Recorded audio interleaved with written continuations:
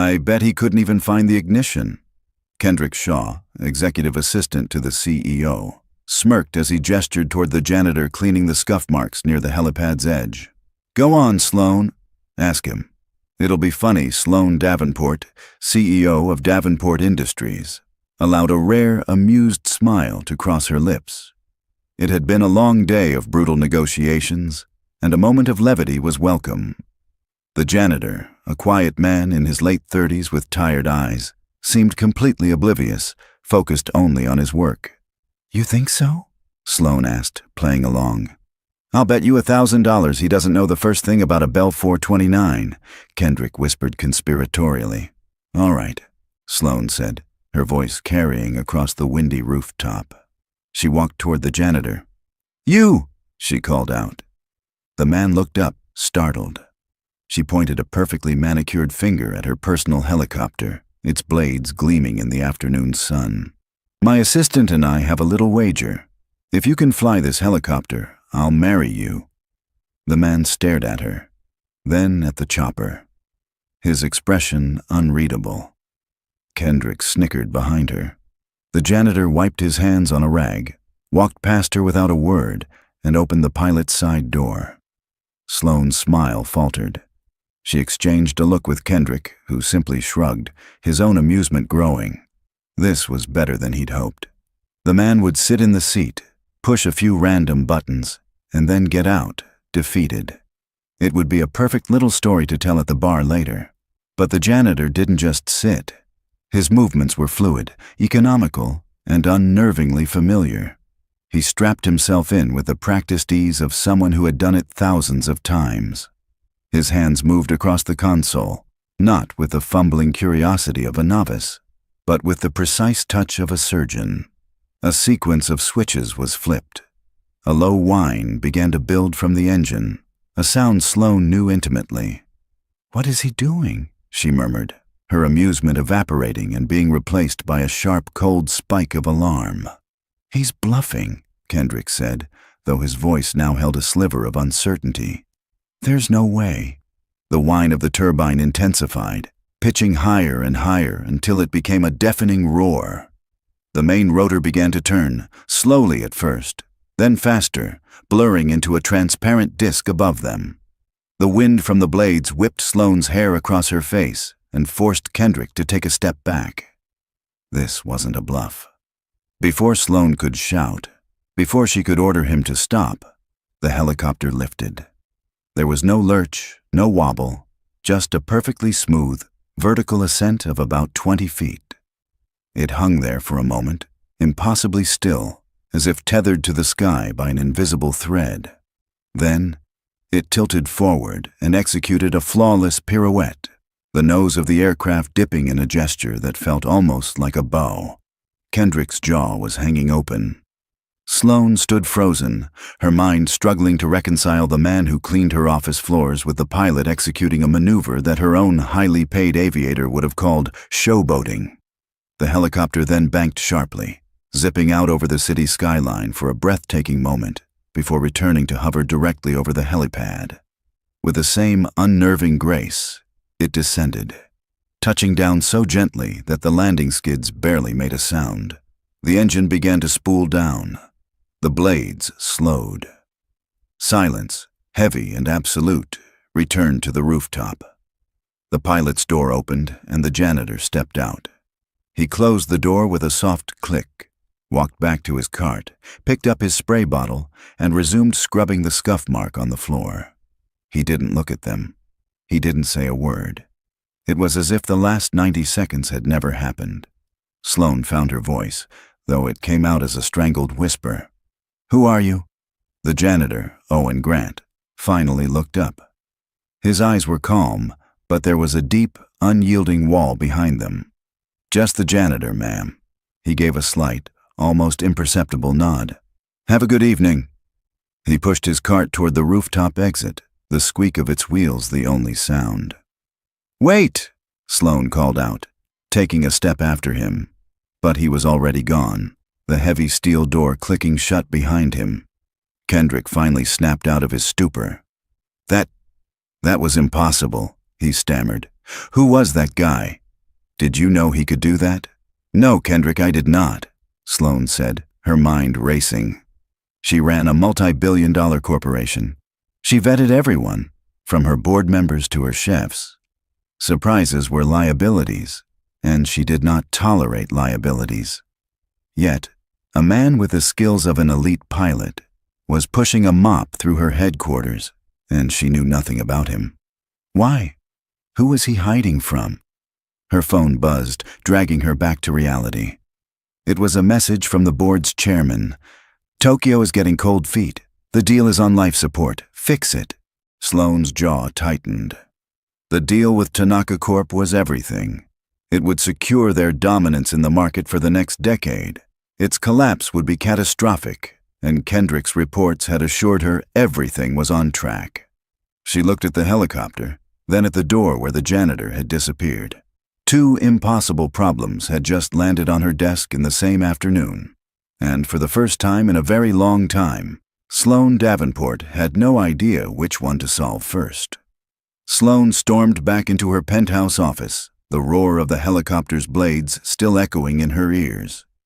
"Get me everything we have on Owen Grant," she snapped, her voice tight with an unfamiliar mix of anger and raw curiosity. "Employee file, background check, security clearance, coffee preferences, everything." Now Kendrick, still looking a little pale, hurried to his terminal. "Right away, Sloane." A few frantic keystrokes later, a file appeared on the large monitor on her wall. It was almost completely useless. Owen Grant had been hired 8 months ago. His application was sparse. Address in a working-class neighborhood across town. Previous employment listed as self-employed, logistics, and transport. No references. His background check had come back clean. No criminal record, no credit issues, nothing. He was, on paper, a ghost. A model employee with a perfect attendance record who had never caused a single issue. There was no mention of military service, no flight school, no connection to aviation whatsoever. "This is it?" Sloane asked, her voice dangerously low. "This is all we have on a man who can fly a $9 million aircraft like it's an extension of his own body." "The agency we use is the best in the business," Kendrick said defensively. If there was something to find, they would have found it. Maybe he was a hobbyist? Some guys are just naturally gifted. Sloane shot him a look that could curdle milk. Naturally gifted doesn't cover a 0G pirouette 50 stories above downtown. He's a professional, and he's hiding. Find out why she turned her attention to the more pressing fire. And while you're at it, explain to me why I'm getting panicked texts from the chairman about Tokyo, when you told me yesterday that Tanaka was all but signed. Kendrick's professional mask slid perfectly back into place. He straightened his tie, his expression a careful blend of concern and calm competence. "It's a minor snag, Sloane. A cultural misstep. Tanaka-san felt our final offer was too aggressive. He prefers a more delicate approach. I'm already drafting a new proposal, something that shows more deference. I've left a message for his chief of staff. I assure you, it's under control." His explanation was smooth, logical, and infuriating. It made her feel like she was overreacting, yet a knot of unease tightened in her stomach. "Under control? Kendrick, this is a $50 billion deal. We don't have minor snags, and we won't," he said, his voice a soothing balm. "Let me handle the Japanese. You've got enough on your plate. I'll smooth it over. It's what you pay me for." She studied him for a long moment, then nodded curtly. "Fine. Handle it. But if I get one more text like that, you'll be handling your severance package." Hours later, Owen Grant pushed open the door to his small apartment. The stale air of the hallway was instantly replaced by the smell of cinnamon and warm laundry. "Daddy!" A small girl with bright, curious eyes and a mop of unruly brown hair launched herself at him from the couch. Owen dropped his worn backpack and scooped her up in a hug that seemed to melt the tension from his shoulders. "Hey, Firefly," he murmured into her hair. "How was your day with Mrs. Gable?" "It was okay," Maya said, pulling back to look at him seriously. We finished the volcano for my science project. It has extra baking soda for a super eruption, but Mrs. Gable smells like mothballs. Owen laughed, a genuine warm sound that would have been unrecognizable to anyone at Davenport Industries. Well, don't tell her that. Did you get your homework done? All of it, she said proudly. And I practiced my spelling words. Even pterodactyl. You're getting too smart for me, he said, setting her down. Go get washed up for dinner. I'm making the tacos you like. As she scampered off, Owen glanced around the small, meticulously clean apartment. Every piece of furniture was second-hand but well cared for. Maya's colorful drawings were taped to the walls, a vibrant contrast to the building's drab beige paint. On a small, cluttered desk in the corner sat a framed photo of a woman with a smile as bright as Maya's, her arm draped around a younger, happier-looking Owen in a flight suit. This was his world. It wasn't a skyscraper or a boardroom. It was a two-bedroom apartment where the only thing that mattered was keeping his daughter safe, happy, and far away from the life he'd left behind. The rooftop had been a mistake, a stupid, reckless impulse. He had let his guard down for a moment, and now he could only hope the consequences wouldn't follow him home. He had a feeling, however, that a woman like Sloane Davenport didn't just let things go. Back in her sterile, glass-walled office, Sloane stared out at the sprawling city lights, the half-eaten salad on her desk forgotten. She couldn't shake the image of the janitor's hands on the controls. Steady, confident, sure. She had built an empire on the ability to read people, to dissect their motivations and weaknesses in a single meeting. But Owen Grant was a locked room with no key. She'd had Kendrick check on her personal pilot, Gavin. The story was that his son had a sudden, severe case of pneumonia and had been rushed to the hospital. It was plausible, but the timing felt too convenient. Another piece of a puzzle she couldn't see. Frustrated, she packed her briefcase and headed for the private elevator. The day was over, but as she exited the building onto the street, her driver holding the limo door open, she saw him. Across the street, standing under the dim orange glow of a bus stop, was Owen Grant. He wasn't looking at the traffic. He was staring down at his phone, a small, sad smile on his face. Sloane stopped, her hand on the car door. For a second, she considered walking over there, demanding answers. But what would she say? Why are you lying about who you are? What right did she have to ask? The bus pulled up, its brakes hissing. Owen put his phone away and got on, disappearing into the crowd of tired commuters. Sloane watched until the bus's red taillights vanished around a corner. She got into her car. "Just drive," she told her driver, her voice flat. She didn't know where she was going, but she knew one thing for sure. She couldn't rely on background checks or employee files. If she wanted to know who Owen Grant was, she was going to have to find out for herself. The next morning, Sloane arrived at the office with a new resolve. The direct approach had failed. The official channels were a dead end. If she wanted to understand the enigma that was Owen Grant, she would have to change the rules of the game. Her opportunity was waiting in her inbox under the subject line. Reminder: Davenport Day Annual Picnic this Saturday. Every year, the company hosted a massive, mandatory fun day for its employees and their families. It was a carefully orchestrated PR move, meant to foster a sense of community. Sloane despised it. She usually made a brief 20-minute appearance, shook a few hands, and left. It was an inefficient use of a Saturday. But this year, it was the perfect observation deck. It was a neutral ground where the janitor and the CEO could, for a few hours, simply be people. She RSVP'd attending for the entire day. "Good morning, Sloane," Kendrick said, gliding into her office with a tablet. "I've got good news.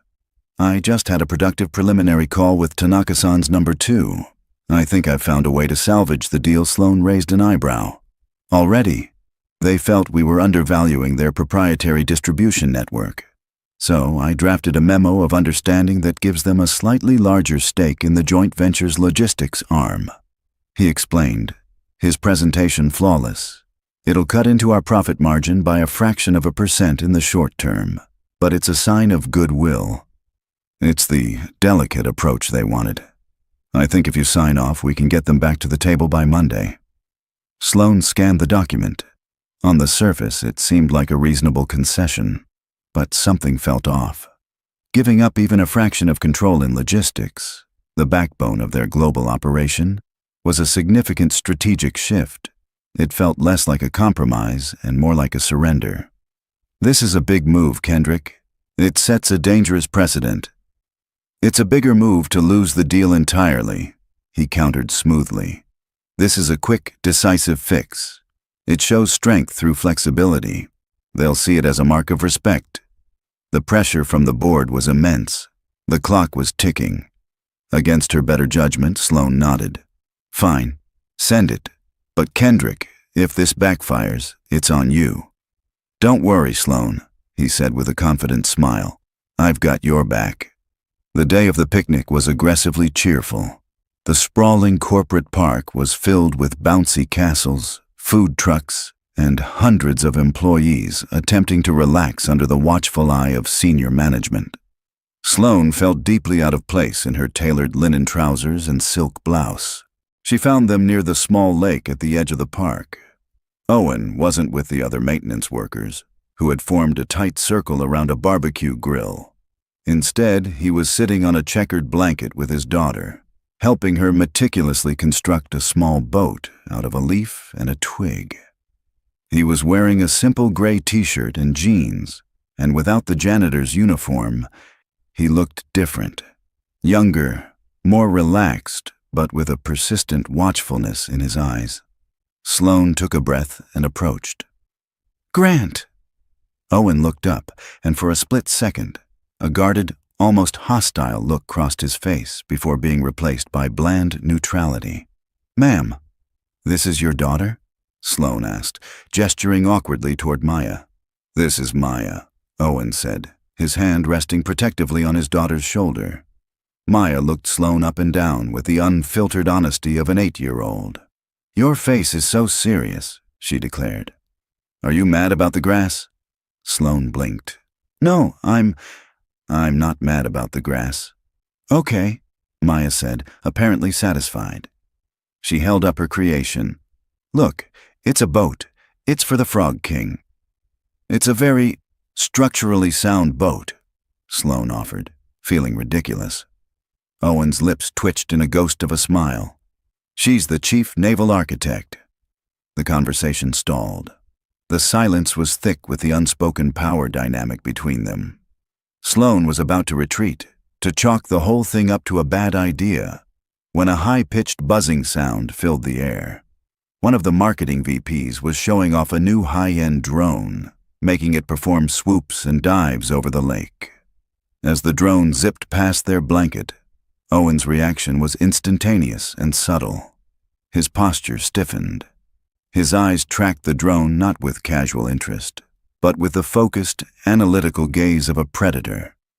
He flinched, a barely perceptible tightening of his shoulders, as if bracing for a sound he expected to follow the buzz.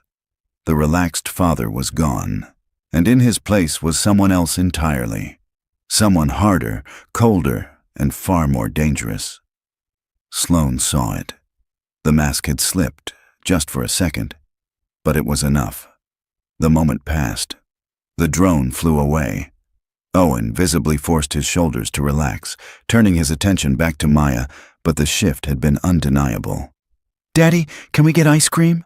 Maya asked, oblivious to the silent drama. "Sure, Firefly," Owen said, his voice a little too tight. He stood up and looked at Sloan. "If you'll excuse us, ma'am." He took Maya's hand and walked away, melting into the crowd. Sloan stood rooted to the spot, the drone's buzz still ringing in her ears. He wasn't just a pilot. That reaction wasn't from a hobbyist. It was instinct. It was training.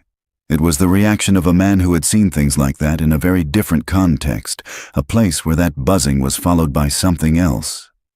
From across the lawn, Kendrick watched Sloan staring after the janitor.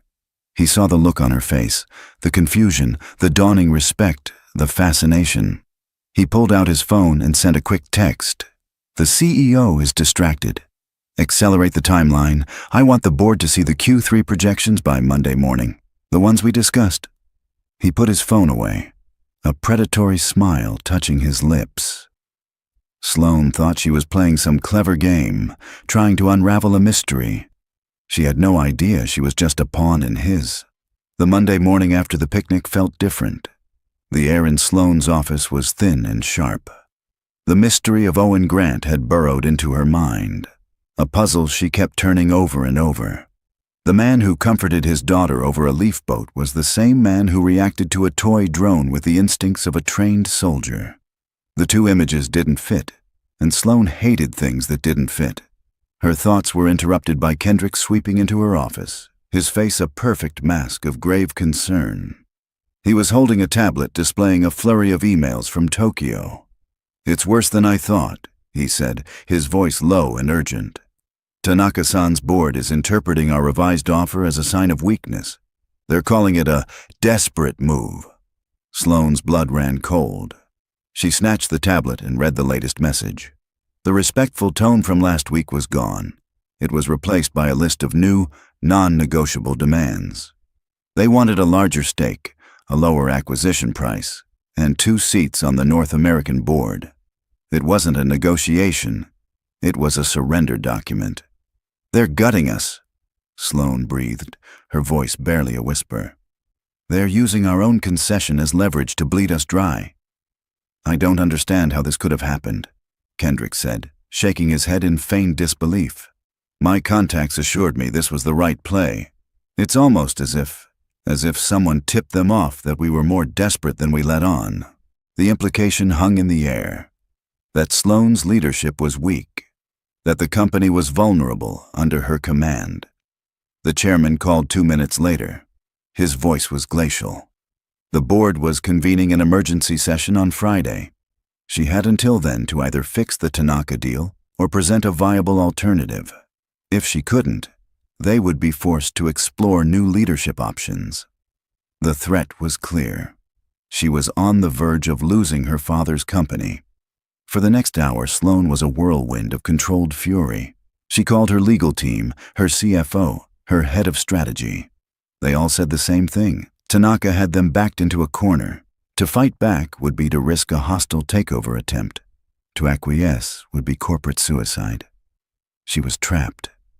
Defeated, she walked to the vast window of her office, which overlooked the helipad. The helicopter sat there, silent and gleaming. A monument to a power she suddenly felt she no longer had. She thought of the janitor, of the calm certainty in his hands as he'd mastered the machine. He wasn't trapped. He was free. An idea, wild and desperate, began to form in her mind. It was insane. It was a long shot. But it was the only move on the board she had left that wasn't defensive. That night she found him on the 48th floor, methodically cleaning the glass walls of a deserted conference room. The rhythmic squeak of his squeegee was the only sound. "Grant," she said, her voice echoing in the empty space. He stopped, turning slowly. There was no surprise in his eyes. It was as if he'd been expecting her. "Ma'am, I'm not here to talk about your job," she said, getting straight to the point. "I'm here to talk about your other one." His expression didn't change. "I only have one job." "Stop it," she snapped, her patience gone. "I saw you at the picnic." "Your reaction to that drone. My head of security is a former Marine. He flinches at car backfires. You flinched at a toy. That isn't a hobby, Grant. That's muscle memory. The kind you don't get at a weekend flight school. The kind you get when that sound is followed by gunfire." He remained silent, his face a stoic mask. "The Tanaka deal is collapsing," she said, deciding to lay all her cards on the table. "I have one chance to save it. There's a man, a former associate of my father's named Kenji Ito. He's a recluse, but he has Tanaka's ear. If I can speak to him, face to face, I can salvage this. But he lives on a private island off the coast of British Columbia. It's accessible only by helicopter, and there's a storm system moving in. Commercial flights are being grounded." She took a breath. "My pilot, Gavin, is still out. His son took a turn for the worse. I need a pilot, Someone who can handle rough weather and who doesn't exist on any official flight logs. I need you. Owen picked up his bucket and started toward the door. You're mistaken, ma'am. I'm a janitor. I can't help you. Everyone has a price, Sloane said, her voice hardening. Not me, he replied without looking back. What about your daughter? He froze, his hand on the door frame. He turned, and for the first time, she saw a flicker of fire in his tired eyes. You leave her out of this. I can't, Sloane said, pressing her advantage, hating herself for it, but seeing no other way. I know you spend a third of your salary on the copay for her medication. I know your insurance plan has a lifetime cap that you're getting dangerously close to. And I know you watch her every time she breathes, terrified it might be the one that hitches. His face paled. The stoic mask crumbled, revealing a raw, profound fear. This isn't a request anymore, Owen, she said, using his first name for the first time. It's an offer. One flight. You get me to Edo and back, and I will set up a private, irrevocable trust in Maya's name. It will cover all of her medical expenses, every doctor, every treatment, every prescription, for the rest of her life. It will also pay for her entire education, through to any graduate school she chooses. She will never have to worry about a single bill. Ever again. She let the words sink into the silence. She was offering him the one thing his quiet, invisible life couldn't give him. Absolute security for his child. He stood there, motionless, caught between the ghosts he was running from and the future he so desperately wanted for his daughter. His hands, the same hands that had so expertly commanded a multi-million-dollar machine, were clenched into white-knuckled fists at his sides. The silence in the conference room stretched for a lifetime. Owen's jaw was a hard line, his gaze fixed on a point somewhere beyond Sloane, somewhere deep in his past. She could almost see the war raging behind his eyes, the instinct to run versus the fierce, primal need to protect his child. Finally he spoke, and his voice was flat, devoid of all emotion. It was the voice of a soldier accepting a mission. Fine, he said, I'll do it. But we have terms. Sloane nodded, keeping her expression neutral. I'm listening. First, the trust is to be drawn up by my lawyer, not yours. It will be funded in full, and the transfer confirmed before we take off. Second, this is a one-time contract for transportation services. You will not ask me about my past, my training, or my family.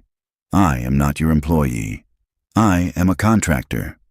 Third, when we land back here, the contract is terminated. You and I go back to what we were. You don't know me, and I don't know you. Understood? Understood, Sloane said without hesitation. The terms were harsh, but they were a small price to pay. We fly tonight, Owen stated, not asked. The storm front will be at its worst around 0300. I want to be through it before then. Have the helicopter fully fueled and ready for a pre-flight inspection in 1 hour. I want updated meteorological charts, satellite imagery of the flight path, and the island's landing coordinates.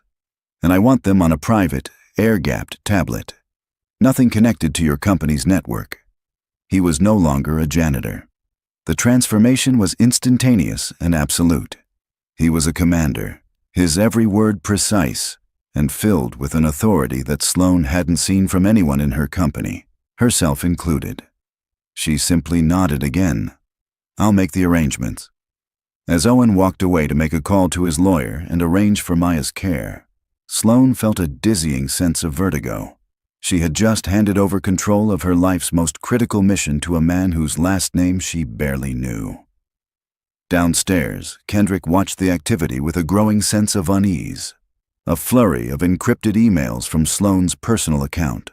A call to the airfield hangar, ordering her personal helicopter prepped and fueled for an unscheduled midnight flight. It made no sense. Gavin, her pilot, was out. Who was she flying with? He walked past the janitor's supply closet on his way to the executive garage and saw Owen Grant inside, not cleaning, but packing a small, military-style go-bag with a quiet, focused intensity. Kendrick slowed, his eyes narrowing. It couldn't be. The rooftop incident was a fluke, a party trick. He pulled out his phone and made a call to a contact in the airfield's control tower. "I need you to keep an eye on the transponder for N429SD, he said, reciting the helicopter's tail number. "Let me know its flight plan the second it's filed, and who's listed as the pilot." An hour later, Sloan met Owen on the rooftop. He had changed into dark functional cargo pants and a worn leather jacket. He ignored her completely, heading straight for the helicopter. For the next 20 minutes, he moved around the aircraft with a flashlight, checking rotors, fluid lines, and avionics with a meticulousness that bordered on obsessive. He was in a different world, a world of checklists and fail-safes. Finally, he gave a sharp nod. "It'll fly." He gestured for the tablet, and she handed it to him. He studied the weather patterns, his face grim. "It's going to be rough. Once you're in, you don't get out until I say so. You listen to my every command without question. Is that clear?" "Crystal," Sloan replied, strapping herself into the co-pilot's seat. The takeoff was even more impressive than the first time. There was no showmanship now, only raw efficiency. The helicopter lifted into the turbulent night sky and banked sharply, heading northwest over the dark, sprawling city. For the first hour, they flew in silence, the rhythmic thrum of the rotors filling the small cockpit. Below them, the city lights gave way to the black expanse of the wilderness. "Why?" Sloan finally asked, unable to bear the silence. Owen's eyes remained fixed on the instruments. "We had a deal, Ms. Davenport, no questions." "That wasn't a question about your past," she countered. "It was about your present.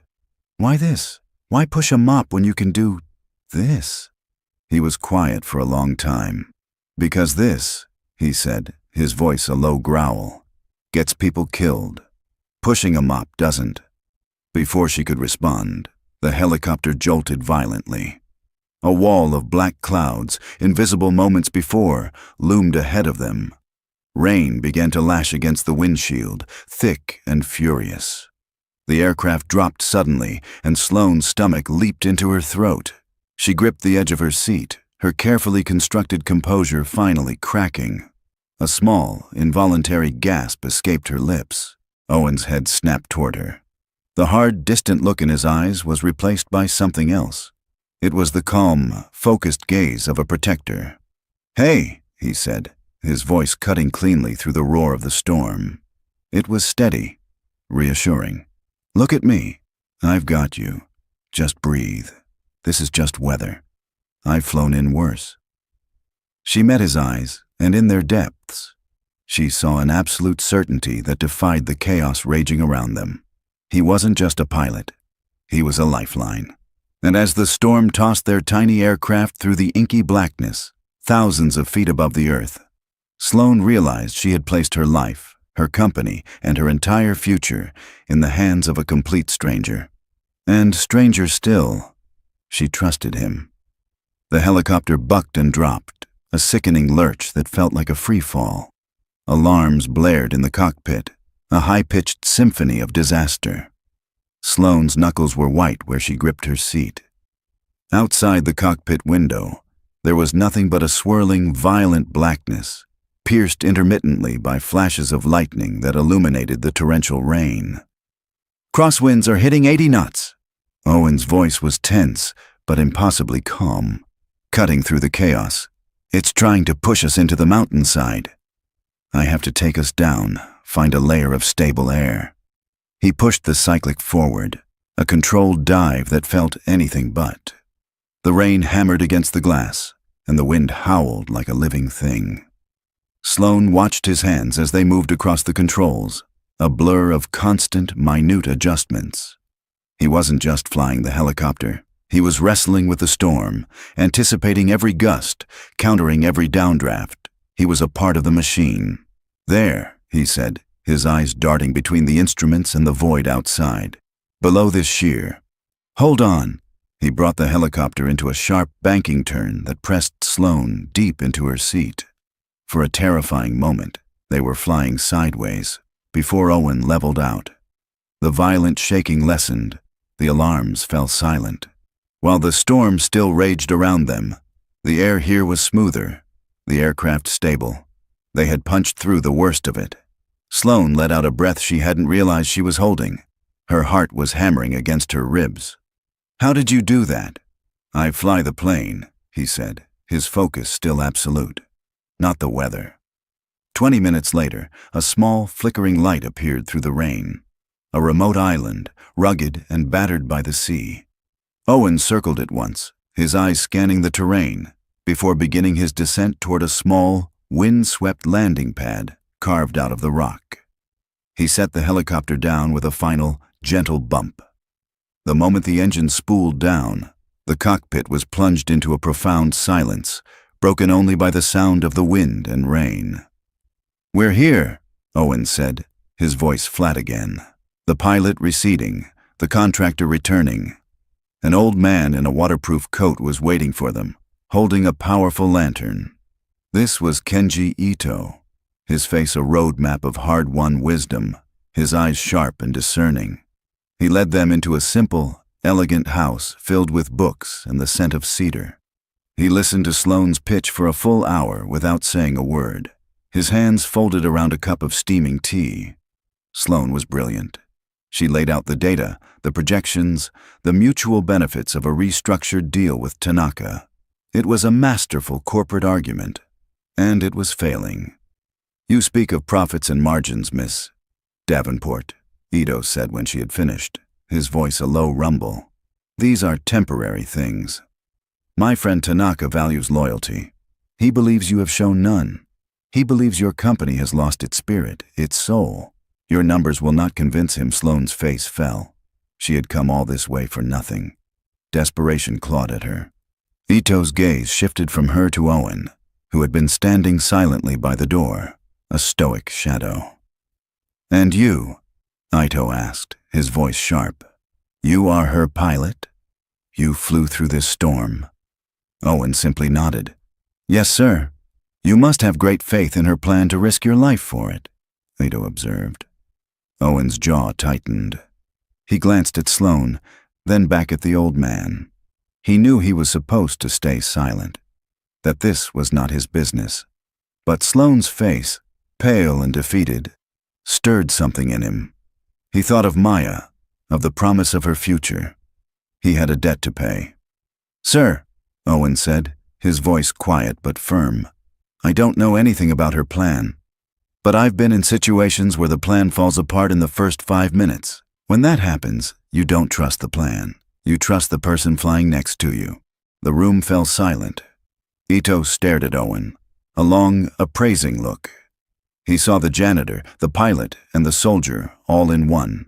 He saw a man who understood things that couldn't be quantified on a spreadsheet. He then looked at Sloane, truly looked at her, and saw not just a ruthless CEO, but a leader who had inspired that kind of trust in the man she'd hired. A slow smile spread across Ito's face. "I see," he said. He reached for an old rotary phone. "I will make the call." Back at Davenport Industries, Kendrick Shaw paced his office like a caged wolf. His contact at the airfield had confirmed the impossible. The flight plan was filed under a shell corp, and the pilot was listed as a John Doe. But the man who boarded the helicopter with Sloane was the janitor. Sloane's reckless gamble might actually pay off. Kendrick couldn't let that happen. His own carefully laid plans were about to come to fruition. He picked up his phone. "It's me," he said to the person on the other end. "She's gone rogue. An unsanctioned, off-the-books trip. We can't wait until Friday. Frame it as a mental health crisis, a breakdown from the pressure. Leak the flight details to the board. I want an emergency vote called for 8 a.m. tomorrow." It's time to remove her. Relief washed over Sloane in a dizzying wave as they lifted off from the island. Ito had made the call. Tanaka had agreed to stand down and reopen honest negotiations. She had done it. She had saved the company. "Thank you, Owen," she said, her voice filled with a genuine gratitude that surprised even her. "I couldn't have—" Her phone buzzed, vibrating against the console. A single automated email had pushed through the satellite connection. She opened it. Subject: Mandatory Emergency Board Meeting, 8 a.m. Her blood turned to ice.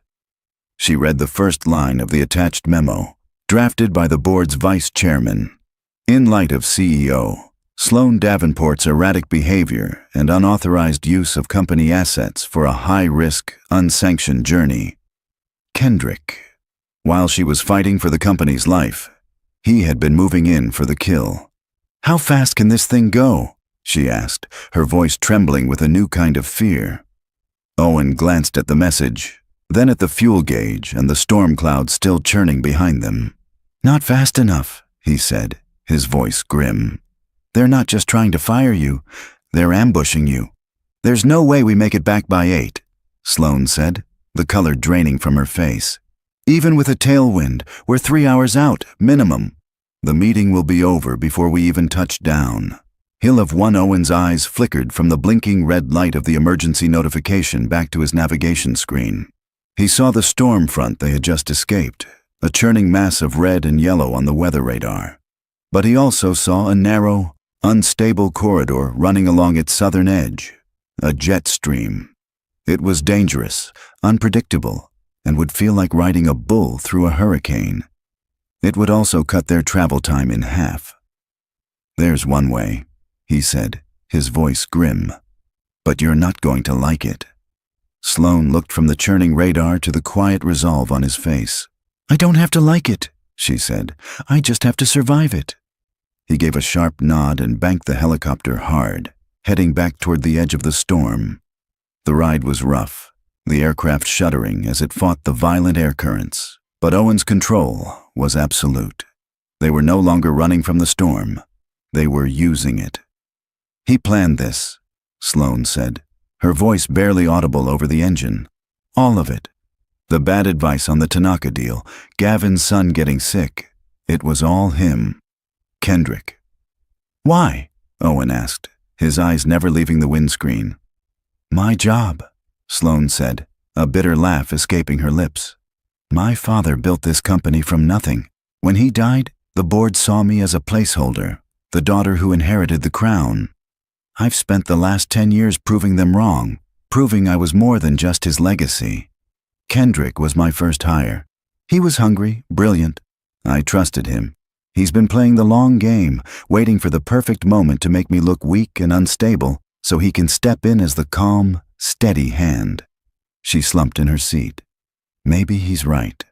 I flew off in a storm with a man I don't know, chasing a ghost to save a deal he probably sabotaged in the first place. It is erratic. It's not erratic to fight for something you care about," Owen said quietly. The simple, direct statement hit her with surprising force. "Is that why you did it?" she asked. "Why you walked away from all this? Because you cared too much?" Owen was silent for a long time, the helicopter hurtling through the dark. "My wife, Sarah. She was an Air Force pararescue man. So was I. We met on a training mission. She was smarter, faster, and braver than anyone in our unit. We were a team in the air and on the ground." He took a slow, deep breath. "On our last deployment, we were on a rescue mission. A helicopter carrying medical supplies had gone down in a hostile valley. Simple mission. Get in, secure the assets, get out. But the intelligence was bad. The valley wasn't empty. We followed protocol to the letter. We did everything right, and it didn't matter. We lost 2 medics, and Sarah, she was hit pulling the last man onto our chopper. She died before we even cleared the ridge. The cockpit was silent save for the roar of the wind. I held her hand," Owen whispered, his voice thick with a memory that would never fade. "And I realized that all the training, all the protocols, all the skill in the world, it doesn't matter. You can do everything right and still lose. The system I dedicated my life to, the one I believed in, it couldn't protect the one person I couldn't live without. So I left. I took our daughter, Maya, and I disappeared. I took a job where the only thing at stake was a clean floor, because a clean floor never leaves a hole in your life." Sloan felt tears welling in her eyes. For him, for his wife, for the hollowed-out pain in his voice. Before she could find the words to respond, her tablet pinged. A weak signal. "It's one of the board members, an old ally of my father's," she said, her voice urgent. "He's asking for proof of Kendrick's sabotage. But I can't get a stable connection to the company server to pull the data logs. The signal is too weak to punch through the storm clutter," Owen said, his pilot brain taking over again. "Angle the tablet toward that comm satellite," he said, pointing to a specific spot in the sky. "It's a long shot, but we might be able to bounce a signal." As Sloan angled the device, Owen leaned over to get a better look at the screen. A file directory was struggling to load. Most of it was timing out, but one folder name caught his eye. K_archive_ENCR. "What's that?" he asked, pointing. "It's Kendrick's encrypted archive," Sloan said. "He told me it was for redundant backups of sensitive project files. Standard procedure." "It's not standard procedure to run a triple-layer AES encryption protocol on a backup folder," Owen said, his eyes narrowed. "And that port he's using, it's a ghost port. It's designed to be invisible to network security sweeps. That's not a backup folder, Ms. Davenport. That's a digital dead drop. He's been running a shadow network inside your own system." Sloan stared at him. "Can you prove it?" "Not from here," Owen said. "But I know what it looks like. We've found the weapon. We just need to find the bullets."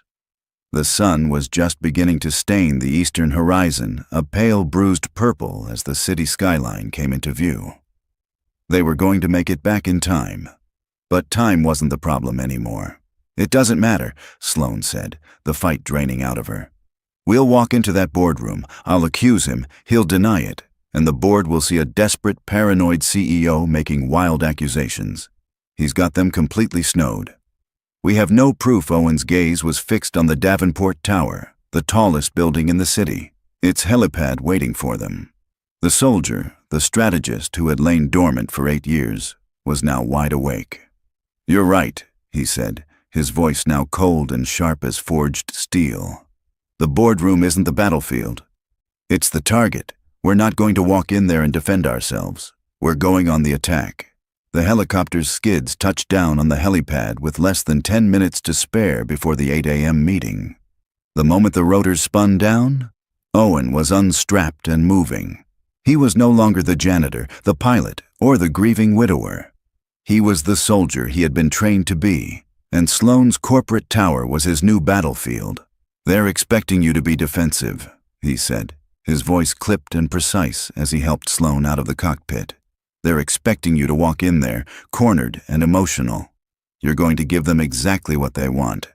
Sloan stared at him, bewildered. "I'm going to go in there and lose?" "That's your plan."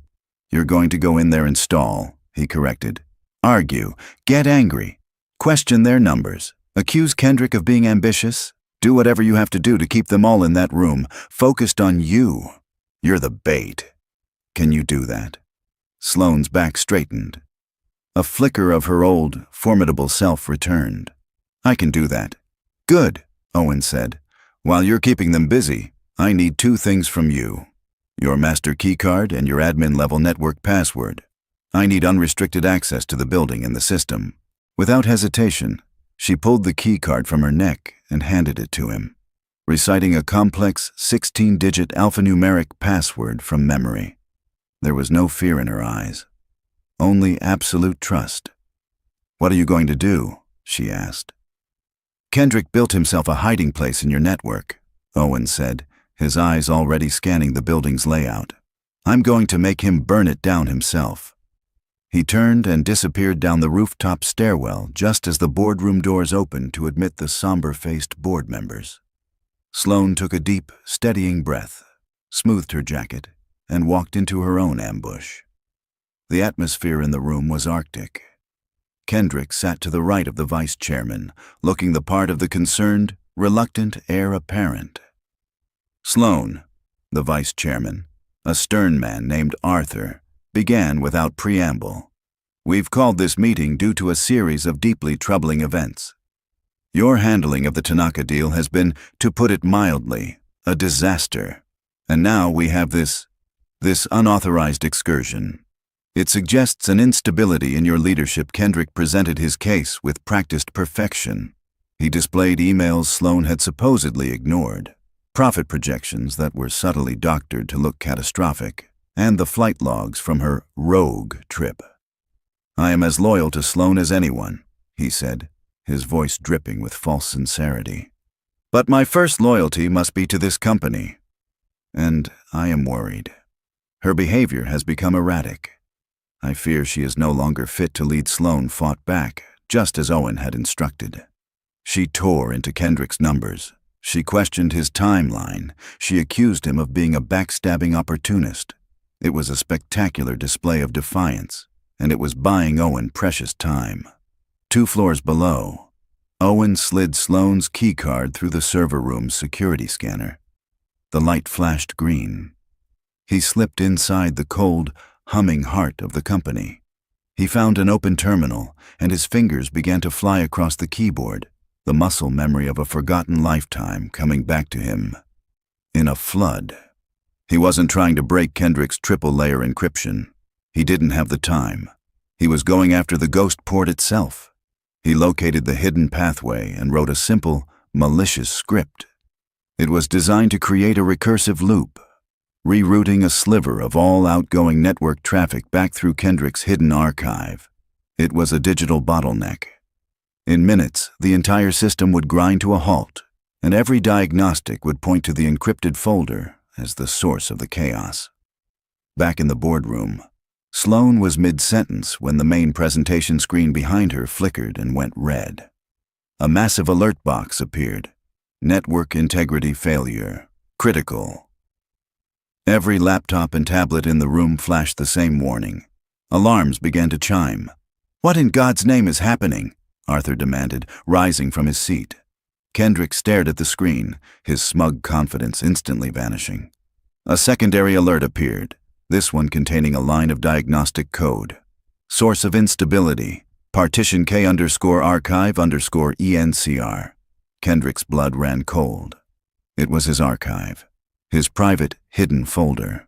How could they have found it? Panic seized him. If I'd performed a deep diagnostic on that partition to fix the crash, they would find everything. The stolen data, the correspondence with their rivals, the entire blueprint of his betrayal. I can fix this," Kendrick stammered, jumping to his feet. "It must be a server malfunction. I can isolate it from my office terminal." He bolted from the room, leaving a stunned board behind. In the server room, Owen watched the network traffic monitor. He saw Kendrick's unique login splash across the screen from his office PC. He saw the frantic sequence of commands. Then, the one he was waiting for appeared. Initiate command.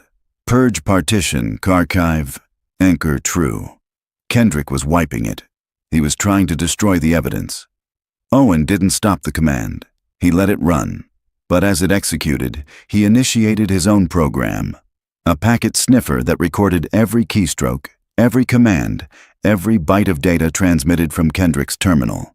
He captured it all.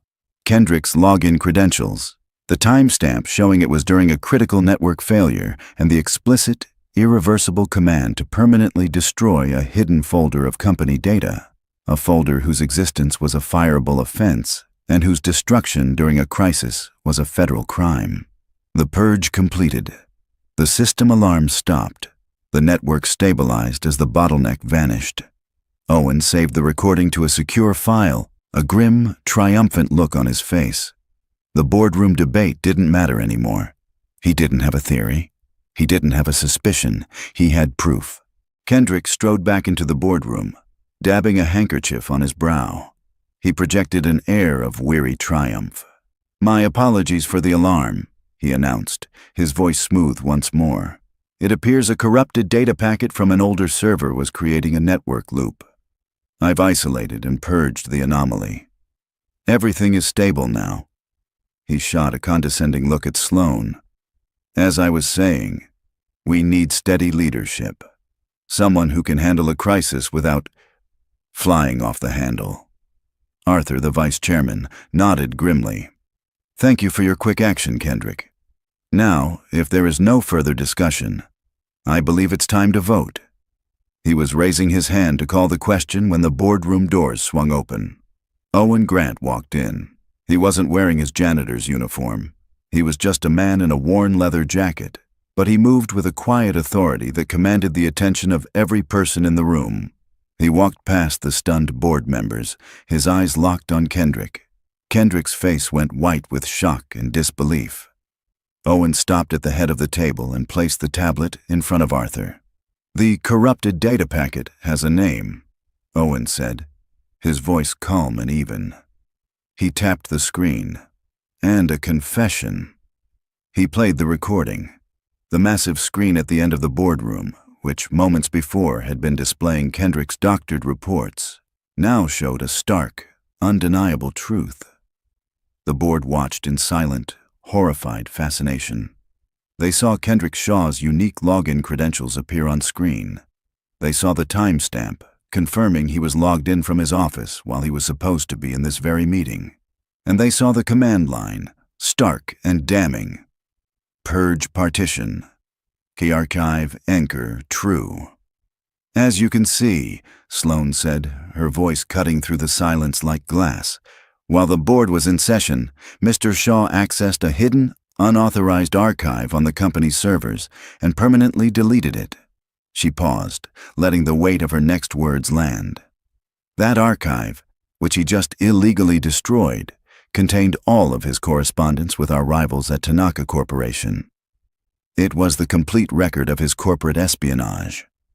The color drained from Kendrick's face. He was trapped. "That's a lie!" he shrieked, his voice cracking, his composure shattering into a million pieces. "He's a hacker!" She brought in a hacker. "This man is a janitor. He doctored that footage. It's a fabrication." He pointed a trembling finger at Owen. "He's a nobody. You can't possibly believe this. This grease monkey over me." His hysterical outburst did more to confirm his guilt than any evidence could have. The room was silent, save for his ragged breathing. Arthur, the vice chairman, looked from Kendrick's wild, panicked eyes to Owen's stoic calm. His face was like stone. "Security," he said into the room's intercom. "To the main boardroom." Now 2 uniformed guards entered the room. Kendrick looked wildly around, but there were no friendly faces, no allies left.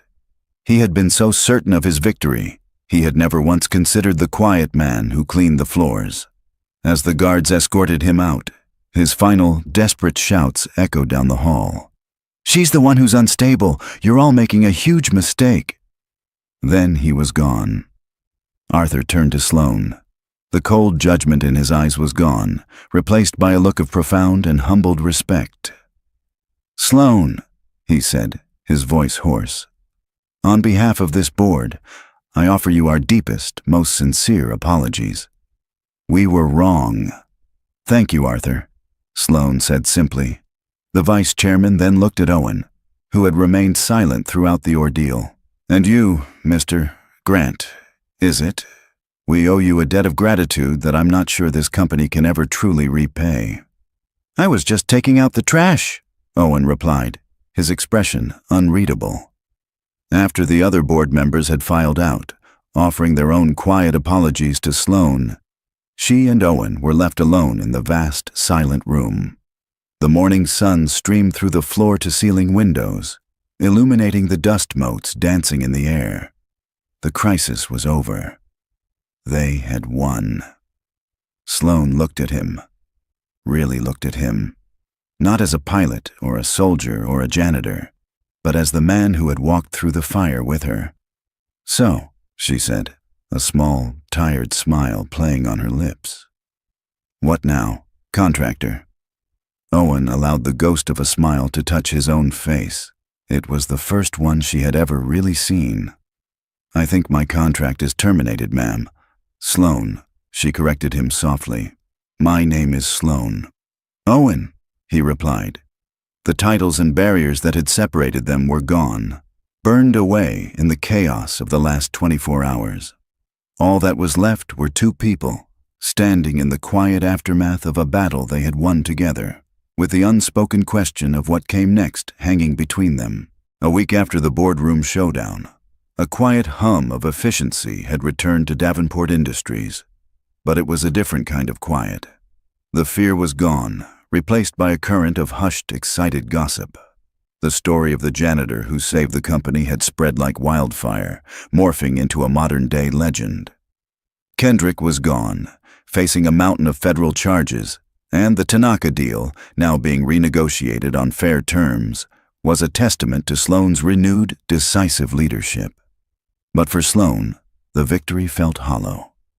Owen Grant had vanished. He had submitted his resignation via a brief professional email the day after the meeting. His final paycheck was never picked up. He hadn't answered the single text she'd sent, a simple, "Are you okay?" He had honored his side of the bargain to the letter. The contract was terminated. They were strangers again, and his absence had left a glaring, inexplicable hole in her world. She found herself looking for him in the hallways, listening for the squeak of his cart. The building, her building, felt sterile again. A place of glass and steel without a soul. She had won back her company, but she'd lost the one person who had made her feel like a part of it. Finally, she understood. The problem wasn't just Kendrick. The problem was a culture she had created. A place so focused on the view from the top that it had forgotten the foundation it was built on. She called a company-wide town hall. Standing before her thousands of employees, she wasn't the ruthless, detached CEO they were used to. Her voice was different, softer, stronger. "For the last 10 years, I've measured the success of this company by its stock price and its market share," she began. "I was wrong. A company is not its balance sheet. A company is its people." She told them about a man who worked for them, a man with extraordinary skills who pushed a broom because no one had ever bothered to look past his uniform. "How many more of you are there?" she asked, her gaze sweeping across the crowd. "How many artists, engineers, pilots, and poets are in this room right now? Your talent's hidden because we never thought to ask. That ends today." She announced the creation of a new division, the Department of Human Potential. Its sole purpose was to find and nurture the skills of every employee, to provide education, training, and opportunities for advancement. It was a promise that at Davenport Industries, no one would ever be invisible again. There was only one person in the world who could run it. She found him on a Saturday, in a small park a dozen blocks from his apartment. He was on his knees in a sandbox, helping Maya put the finishing touches on an elaborate sandcastle. He looked up as she approached, his expression guarded. "Miss Davenport," he said, his voice flat. "Sloan," she corrected softly. "You're a hard man to find, Owen." "I'm not trying to be found." "I know," she said, "but I need your help." She told him about the new department, about her vision for a company that valued its people above all else. She offered him the job to lead it. He stood up, brushing the sand from his jeans, and shook his head. "I'm not a manager, Sloan." "I'm nobody, you're not nobody," she said, her voice fierce. "You're the man who saved this company. You're the man who sees what other people miss. You told me your old job got people killed. I'm offering you a new mission, Owen, a job that brings people to life." He was still shaking his head, the fear of that old world pulling at him. But then Maya, who had been listening with rapt attention, tugged on his sleeve. "Daddy," she said, her voice full of simple, unshakable logic. "You fixed the helicopter, and you fixed the sad lady's company. You're good at fixing things." Owen looked down at his daughter's bright, trusting face, and then at Sloan, who was watching them with an expression of raw, unguarded hope. He realized Maya was right. Maybe a mission didn't have to involve a flight suit and an enemy. Maybe, sometimes, a mission was about building things up instead of tearing them down. A slow smile, the first truly relaxed smile she had ever seen from him, spread across his face. "Okay," he said. "Okay, I'll do it." 6 months later, the rooftop of the Davenport Tower was quiet. The setting sun painted the sky in shades of orange and violet. Owen stood by the railing, No longer a janitor, but the director of human potential. His department had become the company's most celebrated success, having already promoted a dozen employees from within, including a former mailroom clerk who was now a rising star in the graphic design department. Sloane came to stand beside him.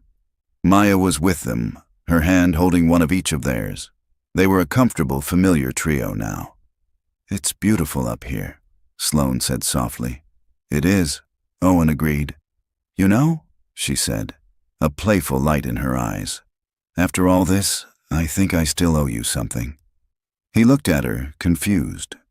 "You don't owe me anything, Sloane." "I think I do," she said, her smile warm and genuine. "I'm pretty sure I said if you could fly this helicopter, I'd marry you." Owen laughed, a real, deep laugh that echoed across the rooftop. He squeezed her hand, his eyes meeting hers.